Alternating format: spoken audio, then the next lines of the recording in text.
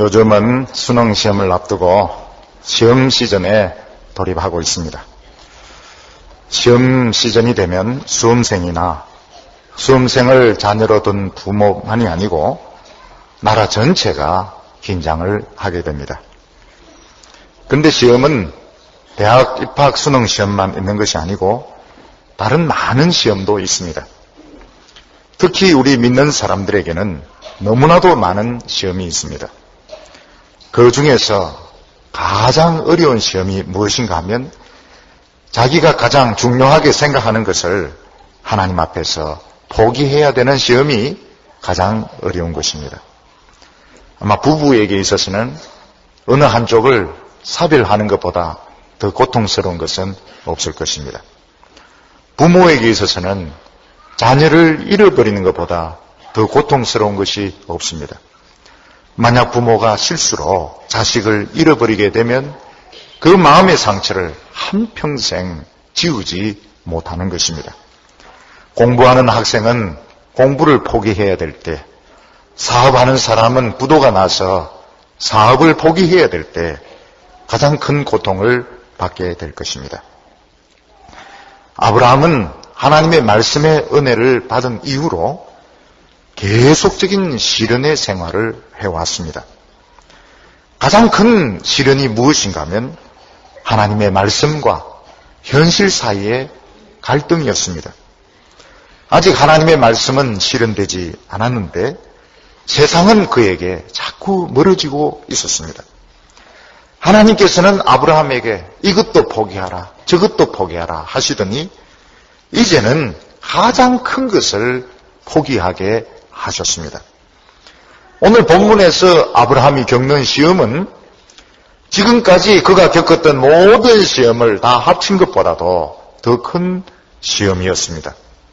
그것이 무엇인가 하면 어느 날 하나님께서 아브라함을 부르시더니 그의 사랑하는 외아들 독자 이삭을 하나님이 정한 어떤 산에 가서 하나님께 번제물로 바치라 하는 요구였습니다. 여기서 번제물로 바친다 하는 것은 아들을 칼로 찔러서 죽인 후에 불로 태워서 바치는 것을 말하는 것입니다. 하나님께서 아브라함에게 요구하신 것은 재산을 바치라 하는 것도 아니었습니다. 그의 시간을 바치라 하는 것도 아니었습니다. 하나님께서 그에게 주신 최고의 선물, 사랑하는 독자 이삭을 죽여서 제물로 바치라 하는 것이 하나님의 요구였습니다. 이것은 정신이 완전히 나간 미친 아버지가 아니면 절대로 할 수 없는 일이었습니다. 그런데 오늘 본문을 보면 아브라함이 그 말씀에 순종하기 위해서 아침 일찍이 나귀의 안장을 지우고 장작을 준비해서 아들을 데리고 지시한 땅으로 떠난 것을 말씀하고 있습니다. 오늘 첫 번째로 하나님이 주시는 시험이 도대체 무엇이냐 하는 것입니다. 1절 말씀 보면 그 일 후에 하나님이 아브라함을 시험하시려고 그를 부르시되 아브라함아 하시니 그가 가로되 내가 여기 있나이다 이렇게 대답하고 있습니다. 오늘 성경은 하나님께서 아브라함을 시험하기 위해서 이 일을 하셨다고 기록하고 있습니다. 시험이라 하는 것이 무엇입니까? 어떤 사람 속에 있는 생각이나 태도나 실력을 나타내기 위해서 어려움을 주는 것이 시험입니다. 신약 시대에 있어서 시험이란 말보다도 기독교인들이 더 많이 썼던 말이 없습니다. 성도들은 믿음을 가진 후에도 수많은 어려움과 유혹이 자기들에게 닥치는 것을 보았고 믿음을 가졌다 하는 그 자체가 모든 문제를 자동적으로 해결하지 않는다 하는 것을 그들은 발견했습니다. 그래서 신앙을 가진 후에 그들에게 닥치는 모든 어려움과 유혹과 좋지 못한 것을 전부 다 시험이다 하는 말로 표현을 했습니다. 예를 들어서 믿음을 가진 후에 핍박이 올 때 우리는 시험 받는다 그렇게 말을 합니다. 신앙과 상관없는 환난이 와도 우리는 시험 당했다 그렇게 이야기합니다.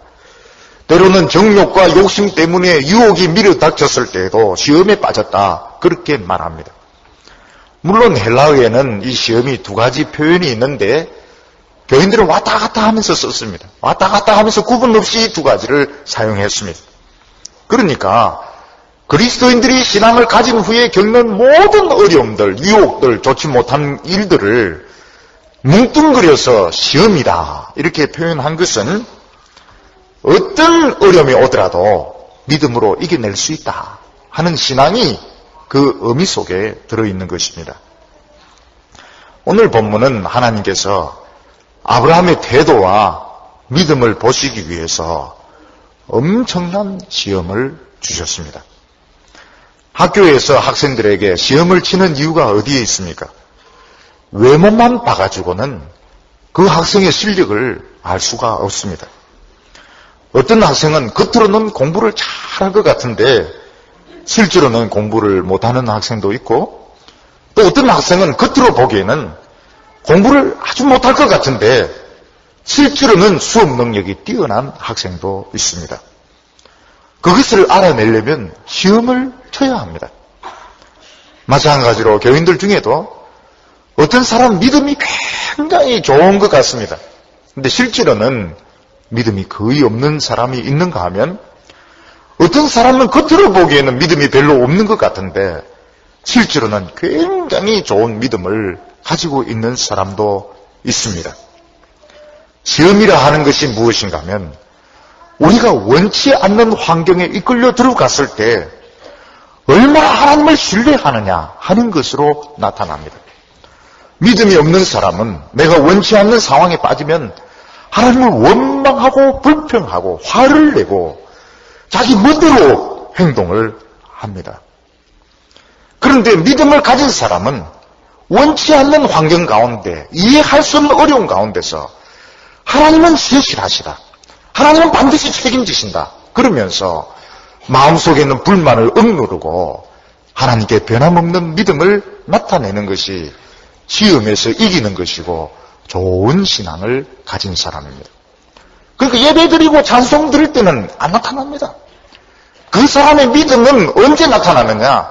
자기가 싫어하는 환경에 들어갔을 때, 원치 않는 쪽으로 일이 진행될 때, 그때 그의 태도를 통해서, 하나님께 대한 표현을 통해서 이 사람이 진짜 믿음이 있는지 없는지 드러나는 것입니다.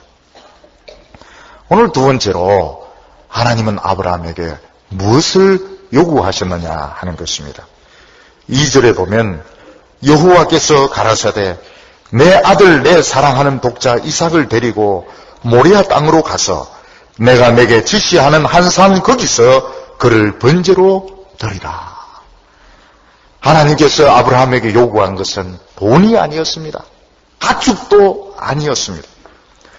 그에게 있어서 가장 소중한 외아들 이삭을 죽이라, 죽여서 바치라 하는 것이 하나님의 요구였습니다.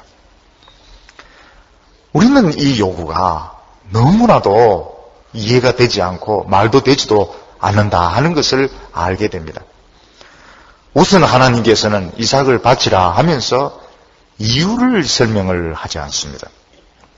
이유를 좀 설명하면 그래도 나을 텐데 아무 설명 없이 무조건 바치라.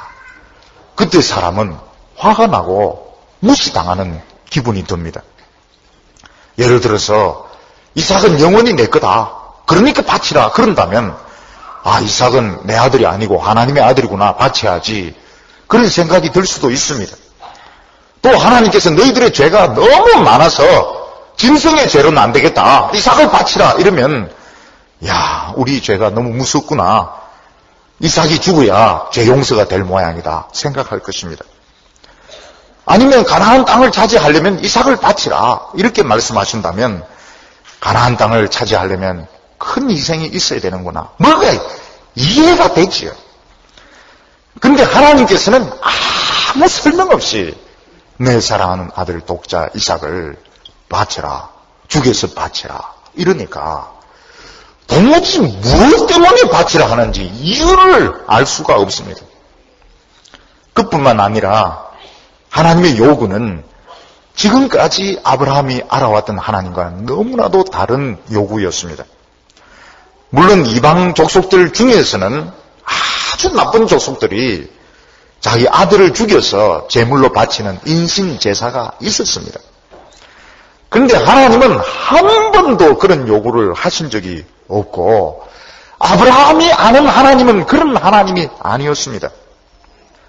하나님은 산 아들을 죽여서 바치기를 원하는 잔인한 하나님 절대로 아니었고 하나님은 윤리적으로 도덕적으로 완전한 분이셨습니다. 하나님께서는 아브라함에게도 말씀하시기를 너는 내 앞에 행하여 완전하라 그렇게 말씀하셨고 야만적인 사람들이 섬기는 신과는 너무나도 다른 자비의 사랑이 넘치는 하나님이셨습니다. 그런데 그 하나님께서 가장 야만적인, 가장 비인간적인 제사를 드리기를 원하고 있습니다. 지금까지 알아왔던 하나님과 다른 하나님이십니다. 아브라함이 큰아들 이스마엘을 쫓아내었는데 작은 아들 이삭을 죽여서 바친다면 다른 사람들이 하나님 믿다가 미쳐서 저영감이 미쳐서 하나는 쫓아내고 하나는 죽였다고 욕을 해댈 것입니다. 가장 이해하기 어려운 것이 무엇인가 하면 지금까지 하나님이 약속하신 말씀과 맞지가 않았습니다. 하나님께서는 아브라함에게 약속하시기를 이삭에게서 나는 자라야 내 씨라 칭하리라고 말했습니다. 다시 말해서 이삭은 반드시 자식을 낳아야 되고 그 자식을 통해서 구원자가 올 거라고 말했습니다. 지금 이삭은 어리고 결혼도 하지 않았고 자식도 낳지 않았는데 하나님은 이삭을 죽이라고 말씀하고 있습니다. 그러면 그 약속은 어떻게 되는 것이며 하나님은 이랬다 저랬다 하시는 하나님이십니까? 하나님께서 아브라함에게 주신 시험이 무엇입니까? 우선 대상 자체가 포기할 수가 없는 너무 귀한 대상이었습니다. 그뿐만 아니라 하나님의 요구 자체가 상식적으로 이해가 되지 않습니다. 이것이 최고의 시험이었습니다. 오늘 세 번째로는 이 시험에 대한 아브라함의 반응이 어떠했느냐 하는 것입니다. 3절에 보면 아브라함이 아침에 일찍 일어나 나귀의 안장을 지우고 두 사람과 그 아들 이삭을 데리고 번제에 쓸 나무를 쪼개어 가지고 떠나 하나님의 자기에게 지시하는 곳으로 가더니 아브라함은 이 엄청난 하나님의 요구에 군말하지 않고 순종했습니다. 이른 아침에 나귀의 안장을 지어가지고 제사에 쓸 수 있는 그 나무를 준비하고 이삭을 데리고 하나님이 지시하는 땅으로 떠났습니다. 우리 같으면 어떻게 했겠습니까? 우리 같으면 굉장히 하나님을 불신했을 것입니다. 그리고 이제는 하나님 못 믿겠습니다. 이제는 하나님은 하나님 하고 싶은 대로 하십시오. 저는 제 갈 길로 가겠습니다. 그러면서 제 멋대로 행동을 했을 것입니다. 이스라엘 백성들이 한 것이 바로 이것입니다. 이스라엘 백성들은 애굽 땅에서 나온 뒤에 자기 생각과 조금만 다른 상황이 벌어지면 사사건건 물고 늘어졌습니다. 모든 문제를 가지고 하나님을 불신하고 하나님의 신실하심을 부정하고 자기 멋대로 행동을 했습니다. 그때마다 모세는 이스라엘 백성이 하나님을 시험했다 이렇게 말하고 있습니다. 여기서 시험이라 하는 말은 하나님을 반역했다는 뜻입니다. 그들은 자기 생각과 하나님의 생각이 조금만 틀리면 떼어들었습니다. 원망했습니다. 조금만 불평하면 막 소리를 지르면서 얼굴을 붉히면서 떼어들었습니다. 그게 무엇인가 하면 진짜 시험에 빠진 것입니다. 지금 아브라함도 사람인데 이런 마음이 안 생기는 것이 아닙니다. 지금 뭐까지 뭐가 올라옵니까? 하나님 못 믿겠다. 나는 하나님 못 믿겠다. 이런 하나님 순종 못하겠다. 하나님은 하나님 가실 길로 가시고 나는 내 갈 길로 가겠다. 지금 그 생각이 이까지 올라옵니다. 아니 하나님 자식을 주실 때는 언제고 주신 자식을 도로 데려갈 때는 언제입니까? 그것도 제 손으로 죽이란 말입니까? 저는 못합니다. 이제 하나님하고 저하고는 끝장입니다. 하나님 해보려면 해보십시오. 저도 생각이 있습니다. 이까지 올라와서 이까지. 아브라함은 그렇게 안 했습니다. 아브라함은 철저하게 자기 자신을 복종시켰습니다. 저는 아브라함이 기계적으로 순종했다고 생각하지 않습니다. 아브라함도 사람인데 얼마나 많이 고민하고 얼마나 많이 걱정하며 살 소망이 끊어질 정도로 아브라함은 고통스러운 시간을 가졌을 것입니다. 그런데 아브라함이 하나님께 순종할 수 있었던 이유가 어디에 있었습니까? 하나님의 말씀에 대한 믿음이었습니다. 하나님께서 아브라함에 대해서 뭐라고 약속하셨는가 하면 이삭에게서 나는 자라야 내 씨라 칭하리라 그렇게 말씀했습니다. 이삭은 반드시 씨를 낳아야 됩니다. 이삭은 결혼하고 죽어야 됩니다. 이삭이 언제 죽는지는 모르지만 무조건 결혼은 하고 죽어야 됩니다. 왜냐하면 이삭에게서 나는 자라야 내 씨라 칭할 것이라고 약속을 했기 때문입니다. 결혼도 안 한 아이를 하나님이 죽이라고 말씀하십니다. 그때 아브라함의 마음속에 드는 확신이 무엇인가 하면 이삭은 안 죽는다. 죽어도 지금은 아니다. 왜냐하면 씨를 낳아야 되니까. 만약 죽는다면 하나님 다시 살리신다. 왜냐하면 하나님은 거짓말을 못하는 분이기 때문에 하나님은 절대로 나를 속이지 않고 기만하지 아니하시며 절대로 거짓말 못한다. 이삭은 안 죽는다. 칼로 찔러도 안 죽고 죽으면 다시 산다. 여기서 아브라함의 믿음이 부활의 믿음으로 변하게 됩니다. 높은 데서 떨어질 때 밧줄을 딱 잡아야 살 수 있습니다. 사람들은 어려운 일에 닥치면 천길만길 낭떠러지로 떨어집니다. 그때 딱 붙들어야 될 밧줄이 무엇인가 하면 하나님은 절대로 우리를 속이지 않고 기만하지 아니하시고 거짓말하지 않는다. 하나님의 말씀은 반드시 이루어진다. 그 말씀 딱 붙들어야 살아납니다. 딴 거 붙들면 죽습니다. 자기의 생각을 붙들면 망합니다. 옆에 있는 사람들이 하는 말 들으면 망하게 되어 있습니다. 지금 아브라함의 시험이 무엇입니까? 하나님, 나 하나님 순종 못하겠습니다. 이러면 망하는 거거든요. 지금까지 영감 받았던 거 다 헛수고로 돌아갑니다. 최고로 어려운 시험을 앞에 두고 아브라함이 이기는 것은 성경 딱 한 구절입니다. 이삭에게서 나는 자라야 내 씨라 치라라. 이삭은 안 죽는다. 죽어도 산다. 왜냐하면 하나님이 약속을 하셨단 말입니다. 그래서 히브리서 10장에 이렇게 말씀하고 있습니다. 주에게 이미 말씀하시기를, 저가 아브라함입니다. 내 자손이라 칭할 자는 이삭으로 말미암음이라 하셨으니 저가 하나님이 능히 죽은 자 가운데서 다시 살리실 줄로 생각한지라. 비유컨대 죽은 자 가운데서 도로 받은 것이니라. 이런 믿음이 되려 그러면 죽음을 한번 통과해야 됩니다. 죽는 위기를 한번 겪어야 믿음이 되지. 그저는 이 확인된 믿음이 아닙니다. 굶어 죽어도 좋다. 맞아 죽어도 좋다. 얼어 죽어도 좋다. 죽어도 산다. 하나님은 신실하시니까 이래야 믿음이 되는 것입니다. 분명히 하나님은 나를 사랑하시는데 풍성한 삶을 주신다고 약속하시는데 어려움은 계속되고 있습니다. 그때 마음속에 무슨 유혹이 드는가 하면 뛰내리자. 언제까지 이 믿음의 배를 타고 가겠느냐. 더 늦기 전에 뛰내리자. 뛰내리면 죽습니다. 가보자. 끝까지 한번 가보자. 무엇을 먹을까 무엇을 입을까 염려하지 말라. 한번 가보자. 하나님이 끝에 어떻게 가시는지 약속을 어떻게 이루시는지 한번 가보자. 요게 시험을 이기는 길입니다. 하나님은 우리가 좋든지 어렵든지 찬양받으실 분이십니다. 그래서 어려울 때 그 사람 입에서 나오는 말이 그 사람 신앙입니다. 신앙.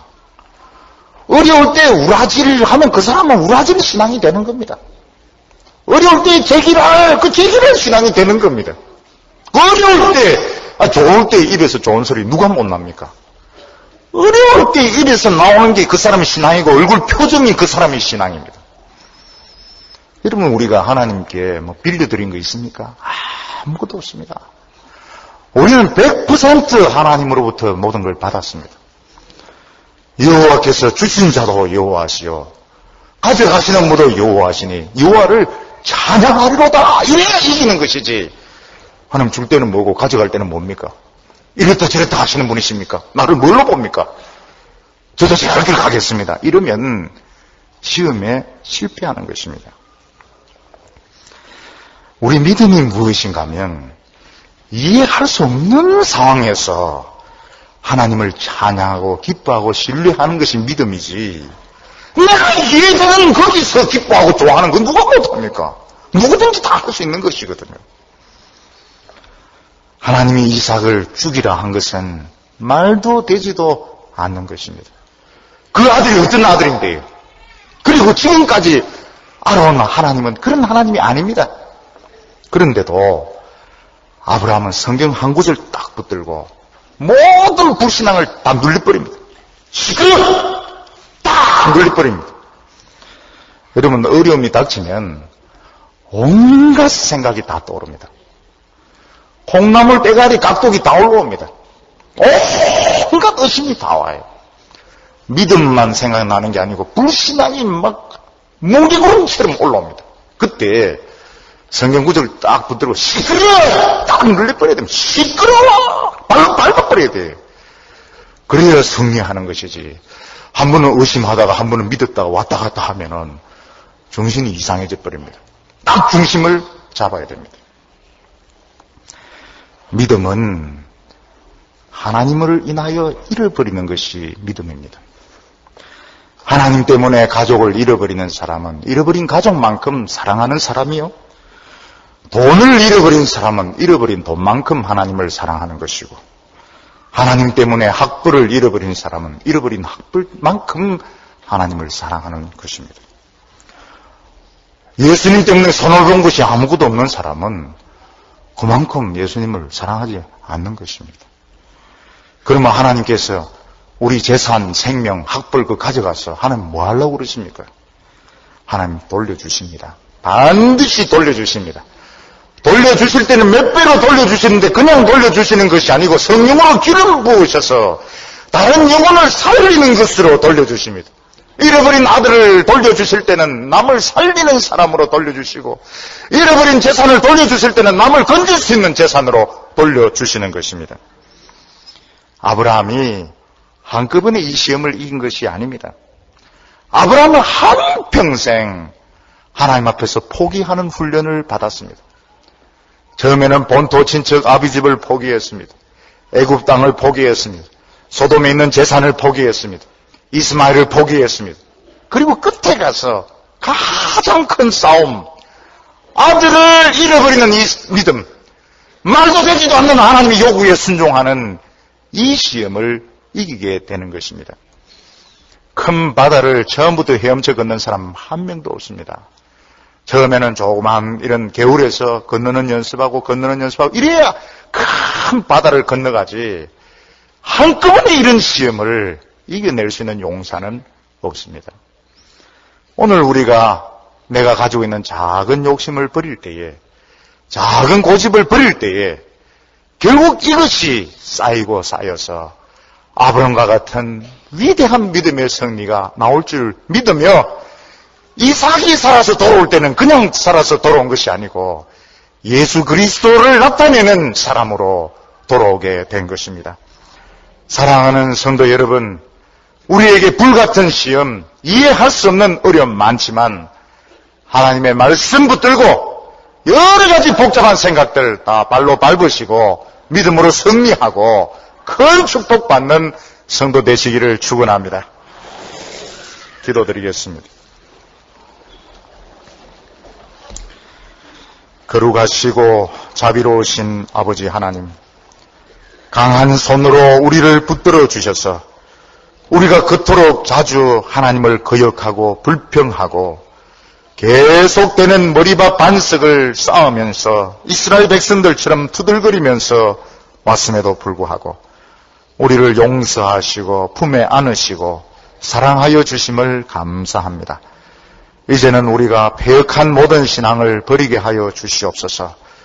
주신 자도 하나님이시요 가져가시는 분도 하나님이시며 우리 인생에 내 것이 어디에 있사옵나이까? 좋든지 어렵든지 하나님을 찬양하게 하옵시고 하나님을 더욱더 신뢰하는 저희들 되게 하여 주시옵소서. 오늘도 어려움 가운데 처해 있는 성도들 사람의 말을 듣지 말게 하시고 자신의 기분이나 감정대로 멋대로 행동하지 말게 하시고 하나님 말씀 붙들고 믿음으로 인내하게 하여 주시옵소서. 예수님의 이름으로 기도하옵나이다.